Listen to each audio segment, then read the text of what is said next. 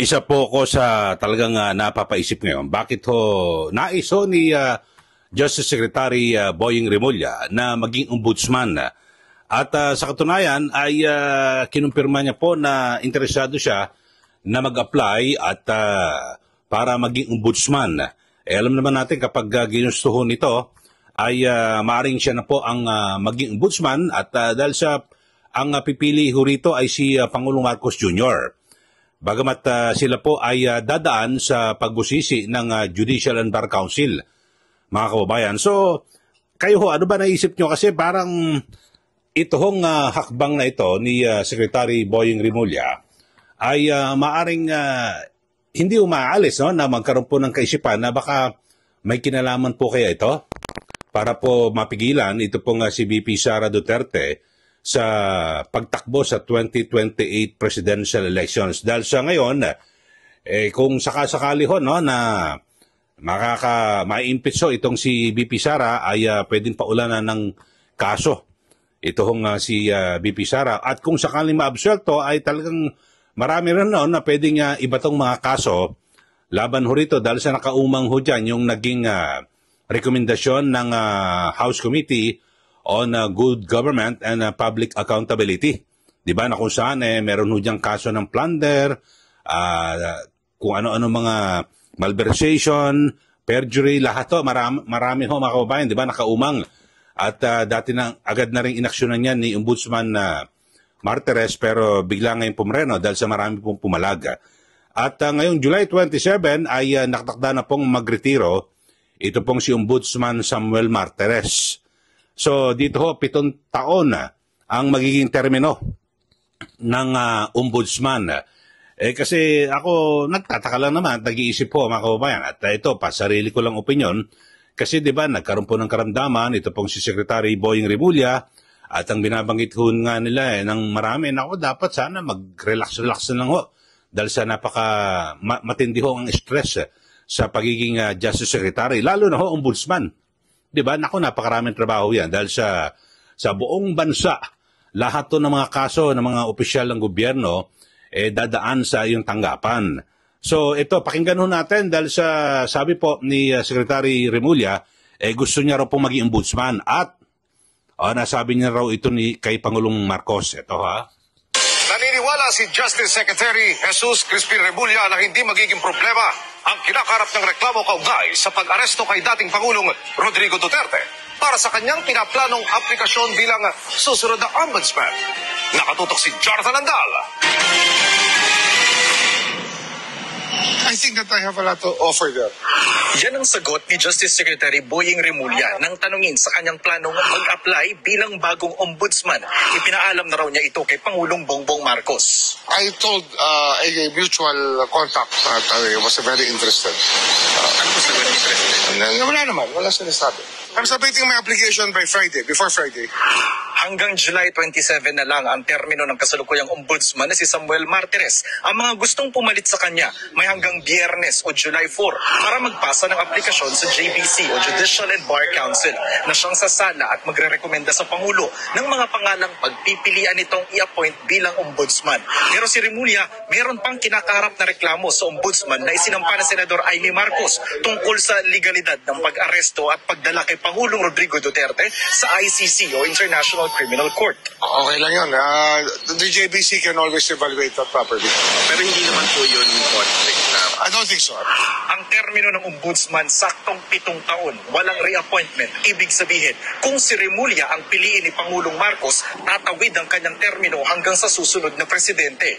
Makapangyarihan ng ombudsman, kaya nitong magsuspende at magpatalsik ng mga opisyal ng gobyerno, gaya ng dismissal noon kay dating Banban Mayor Alice Go.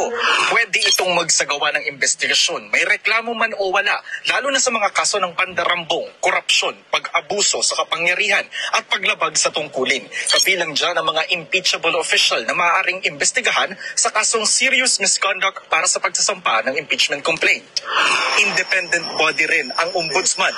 Wala ito sa ilalim ng kapangyarihan ng presidente presidente o ehekutibo, kongreso at kahit pa ng hudikatura. Hindi rin ito kailangan sumalang sa confirmation ng makapangyarihang Commission on Appointment kahit pa ina-appoint ng presidente ang pwestong ito. Ano naman kaya ang plano ni Remulla sakaling maging ombudsman? I have my work cut out for me. I have to talk to the JBC about it first. I think the JBC is in the best position to appreciate whatever I have to offer for as ombudsman. Tiwala raw si Remulla na iiwan niya ang DOJ na organisado. Anya, sakaling siya ang mapiling ombudsman, meron na siyang mga pangalang irerekomenda sa Pangulo bilang kapalit niya sa DOJ. Para sa GMA Integrated News. Okay, so yun ho mga kababayan, at kita nyo naman ho, talaga makapangyarihan ang ombudsman. At pero sana ho mga kababayan, kasi kapag ikaw ay isang ombudsman, dati ano ho tawag dyan tanod bayan. Ikaw ho ang magbabantay, magsisilbing bastonero sa lahat po ng mga opisyal ng gobyerno na wala kang kikilingan. Mga kababayan, at umaasa ho tayo na sana ay mali yung aking iniisip at aking sa pagtingin na baka ito hong kanyang intensyon ay para, di ba, paulanan ng kaso, ito pong si BP Sara Duterte at iba pang mga, sabihin natin, nakasalukuyang nasa oposisyon o kumakalaban sa Marcos Jr. administration. At kung sakasakali na siya po ay hiranging ombudsman, wala na tayong habol kasi irerekomenda ko at least 3 ng Judicial and Bar Council kay Pangulong Marcos Jr. At siya ang mamimili kung sino ang gusto niya.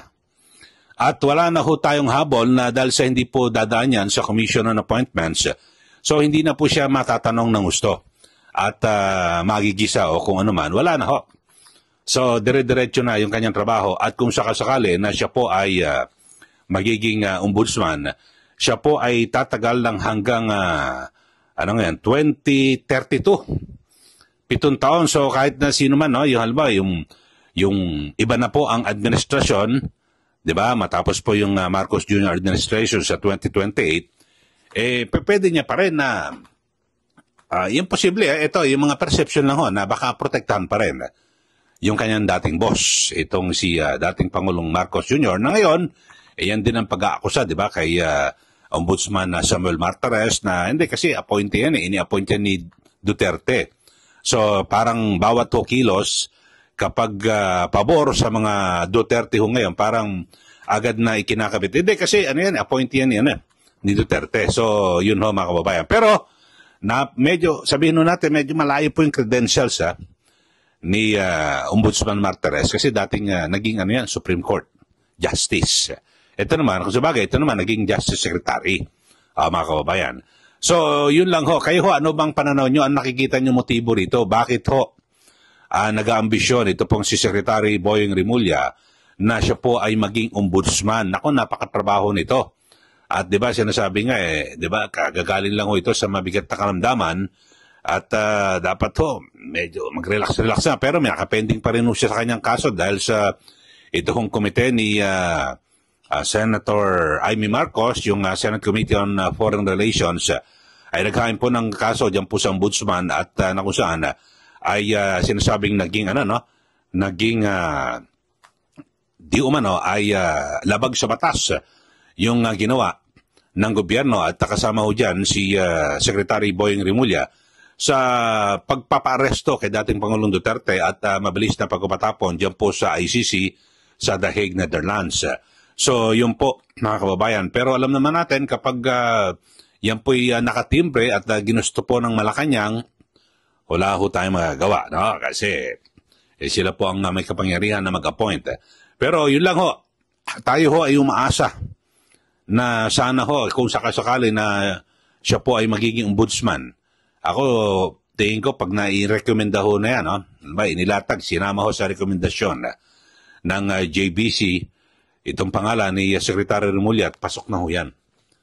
Okay na ho yan, sigurado na. Dahil sa, siyempre, parang yung magiging perception, parang, para maging protector ito ng Pangulo kung sakaling wala na siya sa pwesto. Parang ganun ho, magiging perception at pananaw ng ilan. So, yun ho, mga kababayan. At napakarami ho ng mga kaso diyan po sa ombudsman na nakapending. At kadalasan ho, di ba? Kaya ho, ang binabanggit nga, di ba? Napaka makapangyarihan. Pwede kang magsuspinde. Pwede kang magtanggal ng opisyal ng gobyerno. At kahit walang reklamo, imbestigahan mo, pwedeng imbestigahan eh. At mapanagot ng isang opisyal. So, ganyan po. Kasi nasa ating saligang batas, talagang ginawa ho yan, di ba? Sa 1987 Constitution, dati tanod bayan ho yan eh. Talagang siya po ang magbabantay sa bayan. Lalo na ho yung mga umaabuso sa kapangyarihan at talagang lumulustay ng limpak-limpak na salapi o pondo ng bayan. Yan po sana. Pero hindi naman natin maele sa mga nakaraan pa rin mga kilos. Ang laging nagiging aligasyon, pagkalaban po ng administrasyon, wala. Swak agad, may kaso. Kapag kakampi, medyo nahihima. So, yun po ang mga nagiging persepsyon at paniniwala ng ilan.